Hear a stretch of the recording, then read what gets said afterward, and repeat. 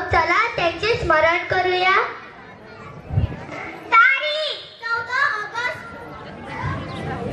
August 1942. ठिकाण पालघर. सरकारी कचेरीकडे जाणारा रस्ता. प्रसंग चले जाव चळवळ अंतर्गत कचेरीवर मोर्चा. सहभाग हुतात्मा काशीनाथ हरी पागदारे खटपटी.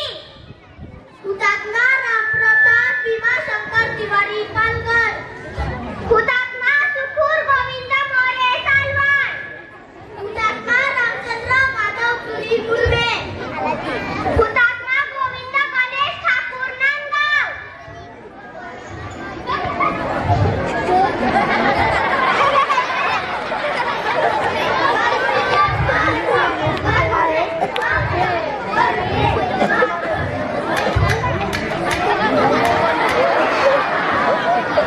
या मोर्चावर झालेल्या गोळीबारात आमचे 5 नौजवान शहीद झाले. जरा आंखों में भर लो पानी. जो शहीद हुए उनकी जरा याद करो कुर्बानी. जरा याद करो कुर्बानी. देखा आपने, ऐसी है मेरी मिट्टी और ऐसा है मेरा देश. मेरी मिट्टी मेरा देश. वाह, काय भाषण केलं. सुभान अल्लाह सुभान अल्लाह. अगं बाई, मला कुठे भाषण करायला जमते, पण तुम्हाला एक चांगलं भाषण ऐकायचे आहे का? हो तर बेशक. अगं मग चाल पटकन.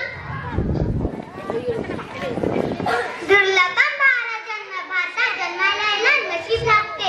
इतकी ही भारतभूमी पवित्र आहे. राम आणि कृष्ण या मातीमध्ये खेळले नाचले. त्यांच्या पायांनी इथल्या मातीचा प्रत्येक कण पावन झाला आहे.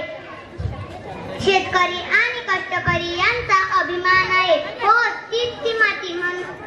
म्हणूनच कवी सुरेश भट या मातीला म्हणतात, मी पाय धूळ घेतो जेव्हा तुझी जराशी माझी ललाट रेषा बनते प्रयाग काशी. अशा या माझ्या मातीला अनंत वंदन अनंत वंदन.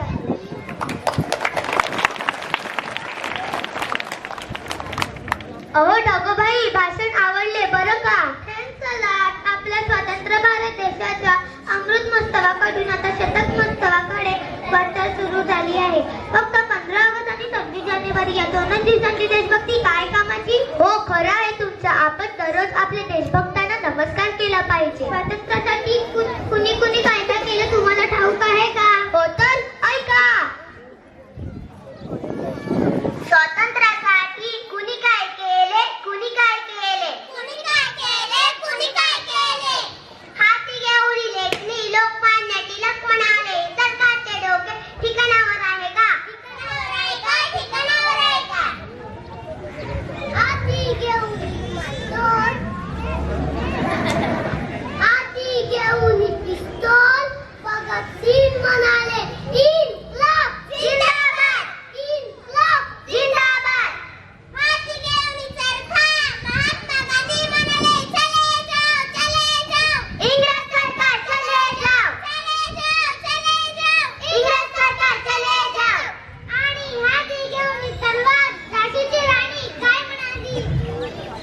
त्या फुटबॉल इंग्रजांची एवढी हिंमत की माझे झाशीचे राज्य काबीज करणार. हा, आणि कारण काय तर म्हणे झाशीची राणी लक्ष्मीबाई दप्तरवरच घेते, सत्तेचा गैरवापर करते. अरे, आमच्या घरात आम्हालाच कायदे शिकविणाऱ्या या गोऱ्या इंग्रजांचा पायबंद घातलाच पाहिजे. आज या लक्ष्मीबाईवर मोठे संकट आले आहे. संकटांना घाबरून राजमहालात लपून बसेल तर ती लक्ष्मीबाई कसली? अरे गोऱ्या इंग्रजांनो, या हिंदुस्थानाची माती एवढी स्वस्त नाही, तुकडी तर तथापि नाही. ही भूमी तुमच्या हातात जाऊ देणार नाही. अरे फिरंग्यानो, माझी झाशी तुमच्या हातात जाऊ देणार नाही. मेरी झाशी नाही दूंगी, नाही दूंगी. जय माँ भवानी, जय माँ भवानी. खूप लढी पडतानी वो तो झाशी वाली राणी थी. स्वातंत्र्य लढ्याला सुरुवात झाली. कुणी कावारसारात वंदे मातरम गरजत होते, तर कोणी फाशीच्या दोऱ्याला चुंबन घेत होते. क्रांतीने झपाटलेला अशा दिवसात श्रीराम राजगुरू नावाचा एक तेजस्वी बालक आपल्या आईला काय म्हणतोय, चला पाहूया.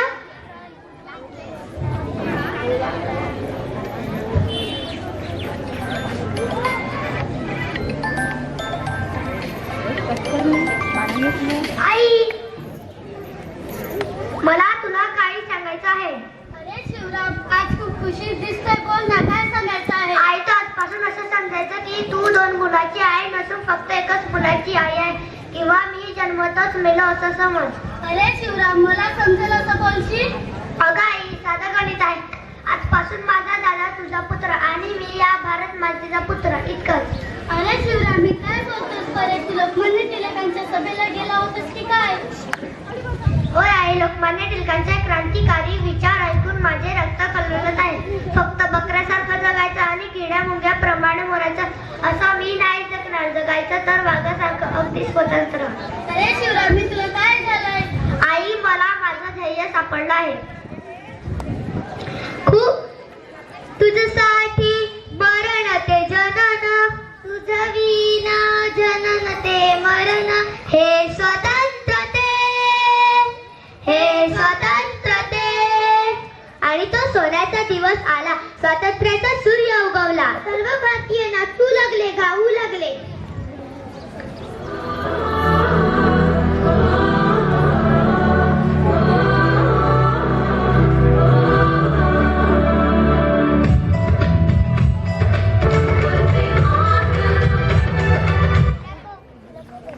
देश रंगीला रंगीला देश. अगं बाई, पाहिलात का? आपला देश आहे बहुरंगी, अनेक तरंगी. पण हे रंग नेमके आहेत तरी कोणते?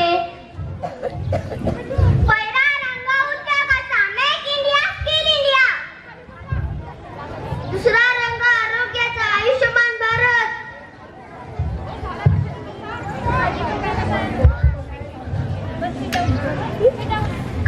तिसरा रंग तंत्रज्ञानाचा, डिजिटल क्रांती. रंग चौथा विज्ञानाचा, चांद्रयान, देशाची शान. असा आहे माझा देश, मेरा भारत महान. मेरा भारत महान कारण या देशाची माती महान. ही माती आहे विविध गुणांची.